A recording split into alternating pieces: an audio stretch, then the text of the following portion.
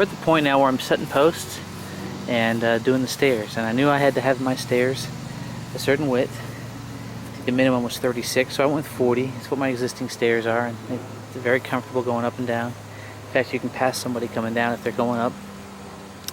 And I'm gonna have to put a backer board in there just to give that some a little bit more rigidity, because as you walk up these stairs, you're going to want to flex down, okay, and pivot off of this top piece here. So I just need to put something back here. I've got a spare scrap of 2x10 that's actually 45 inches wide to cut it down to 40 inches. So I went ahead and got the post set in place, knowing that they're 40 inches apart on the insides, and you know, they're perched on top of concrete, so they're not going anywhere vertically. And then went ahead and bolted them in and into the front fascia there of the rim joist. Okay, and that's where I started the day. I started with that. Last night I cut the stringers. Calculating the stringers, I'll leave that explanation to someone much more qualified than myself. I'm not a carpenter. I just enjoy doing this type of work. But let me just give you a few pointers. After you've cut your stringers, use the first stringer as a template for your other two. Once you're confident that all three or all two, depending on how wide your stairs are going to be, there's code for that. If there's going to be over a certain width, you got to use a third stringer and so forth. But these are cut out of 2x12s, and they were 12 feet long. Yeah, 2x12x12, and I was able to get all three stringers out of two of them. I was able to get two out of one, and then I had one with some scrap. So after you get those cut and set, you want to be very, very precise about these risers. And these risers, I wanted to have a gap at the bottom to shed water, very similar to my existing setup. But because my rise was only 6.5 inches, and these boards are like 7/8 to 1 inch thick, depending on how they weather, I had to rip off about a ½ inch off the top of them. So I'm ripping them off and then screwing them in as I go.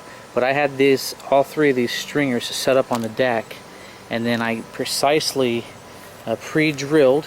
You don't want to split this wood on the end. That's, even though these are self-tapping screws, I don't want to take any chances of splitting. So I pre-drilled them with an 1/8 inch drill bit and went from there, and just made sure that all my ends lined up exactly, so my outside edges were flush. And then when I got this guy, I got the center stringer right on center. So these are 40 inches wide, 20 inches, marked the line down the middle, came down 3/4 of an inch, came up 3/4 of an inch, and then at 2.5 I marked it because it's 5 inches tall. So I got 3 screws there, and basically everything lined up beautifully and got that set into place. And then I brought it down off the deck and set it into place here. So as I tie these stringers together with more of these risers, I'll be set. Do your treads last. But as you can see, I'm just working my way around the deck. I started this morning by notching and setting that post. What do I mean by notching? I'm just cutting 45. And word of caution, when you're coming to corner posts like this, these are ½ inch. I probably could have gotten away with the next size down, which is what, 5/16. Probably could have done 5/16.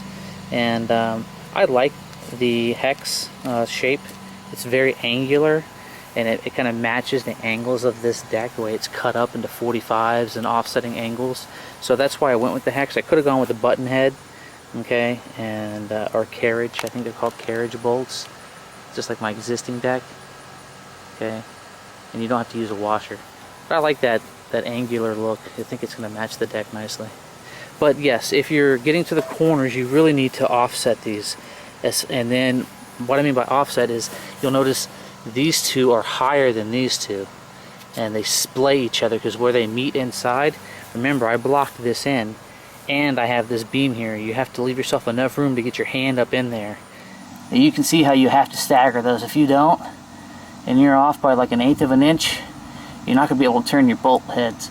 So pay very, very careful attention to your corners. And that's about it, really. I'm just going to work my way around, do each post. I got to the stairs post. I set these 2 large posts first. I had to redig these holes. I had to spread this out and set concrete in this morning. So the very first thing I did was set this concrete, redig these holes and set the concrete out. I knew that was going to be an issue. So on a backfill, I could probably backfill most of it now, as is. Set them in place, you can see what it's going to look like. Okay, remember there's going to be a nose. This nose is going to nose over about a 1/2 inch. And then there's going to be a spacer, or a gap, just like on the deck. Alright. It's going to look a little something like that. And then up to the next one. So this way there's a little bit of an air gap, okay, and everything can shed water nicely. So again, number one killer of wood is moisture and rot.